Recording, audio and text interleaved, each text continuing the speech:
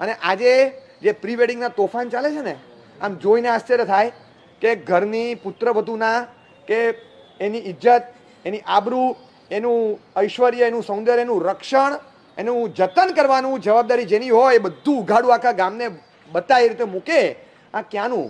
ગમે તેવા કપડાં, ગમે તેવા ચીપકીને પાડેલા ફોટોઝ અને બધા અપલોડ કરવાના. શરમ ના આવે આપણને? હું એમ કહું છું કે કદાચ અમને નહીં પણ આવા અત્યંત સંસ્કાર પ્રેમી કોઈક શ્રમણીને સાચા અર્થમાં શ્રદ્ધાંજલિ આપવી હોય ને, એમના જેવું સંયમ નથી લઈ શકવાના, એમની જેવી ક્રિયાઓ નથી કરી શકવાના, એમના જેવો ભાવ નથી લાવી શકવાના, એમને જેવી અડગતા, એમના જેવું સર્જન નથી કરી શકવાના, એમના જેવું કશું જ નહીં કરી શકો, એમના જેવું મૃત્યુ નહીં પામી શકો. પણ હું એમ કહું કે એમને જે ગમતું હતું ને એ જીવનમાં ઉતારો. તમારા ઘણાના જીવનમાં આવા પ્રસંગો આવવાના બાકી છે. મેક ઇટ શ્યોર કે આ તોફાન અમારા જીવનમાં નહીં આવે. નવી ક્રાંતિની જરૂર છે અને ક્રાંતિ યુવાનો જ લાવી શકશે. તમારા મા બાપ તમને પ્રોત્સાહન આપે કે હા કરવાનું. આ ક્યાંનો ન્યાય છે ને? કઈ સંસ્કારિતા ને ક્યાં છે? કઈ પદ્ધતિ ક્યાં? આજે જાહેરમાં કઈ એક સમય હતો કે નટનટીઓ ને હીરો હિરોઈન્સ આ બધું ગમે તે દ્રશ્યો ફિલ્મના ભજવે સ્ક્રીન પર અને બધા જુએ. હવે એમનું એ કલ્ચર ને એમનું એ લેવલ, આજે બધા જ એ લેવલ પર આવી ગયા છે. બધા જ શૂટ થાય એટલે સમજી લેવાનું કે આપણામાં હિરોઇઝમ ઊભું થઈ ગયું.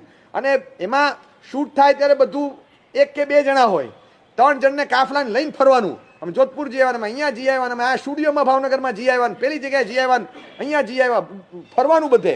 3 દાડામાં 5 લાખનું પાણી કરવાનું એક 4 મિનિટની ક્લિપ ઉતારવા માટે.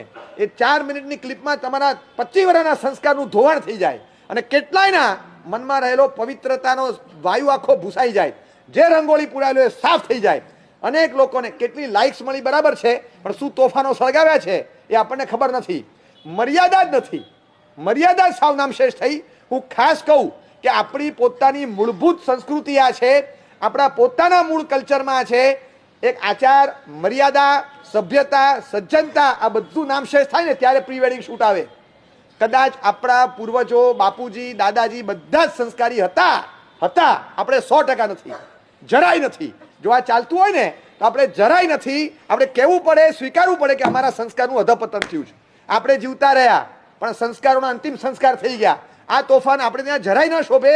એક એવા સંસ્કારદાતા માતા અમને મળેલા, અમારા જીવનમાં તો આમ રંગોળીઓ પૂરી દીધી, સંયમ સુધી અમને પહોંચાડ્યા. પણ આજે કહેવાનું મન થાય કે સમાજમાં આવા જ સંસ્કારી માતા પિતા મળ્યા પણ હોય, જો ક્યાંક એમનું ચાલતું હોય, ક્યાંક એ ચલાવતા હોય અને ક્યાંક એમનું ચાલવા દેતા હો અને ન ચાલતું હોય તો તમારું ચલાવો.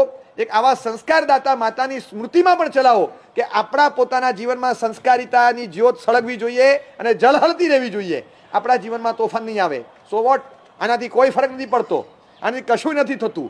આમ એમ કહેવાનું મન થાય કે લગ્ન પછીના અઠવાડિયામાં જે હોય લગ્ન પહેલાના મહિનામાં થાય.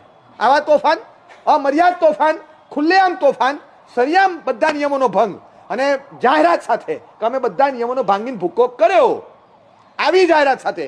એટલે એક કલ્પનાતીત વાવાઝોડું છે જે આખું માળખું તોડી રહ્યું છે. અને એક જણ તોડે છે એની અસર ક્યાં થાય? સોશિયલ મીડિયા છે, શહેરોમાં થાય, સળગે ગામડાઓ પણ, કારણ કે મીડિયા તો બધે પહોંચ્યું છે હવે. અને એક જગ્યા તોફાન પ્રસર્યું છે. ત્યારે સંસ્કારને ટકાવવા છે ને, તમારી અંદર આવા નિર્વાણ પ્રભાશ્રીજી ઊભા કરો, તમારી અંદર આવા એક સંસ્કાર પ્રેમી માતા ઊભા કરો, તમારી અંદર એક સંસ્કાર પ્રેમી સૈનિકને ઊભો કરો. સ્વયં પોતાના સંસ્કારના રક્ષણહાર પહેરેગીર બનો કે મારા જીવનની સભ્યતા અને સંસ્કારિતા કોઈ કાળે નામશેષ નહીં થાય.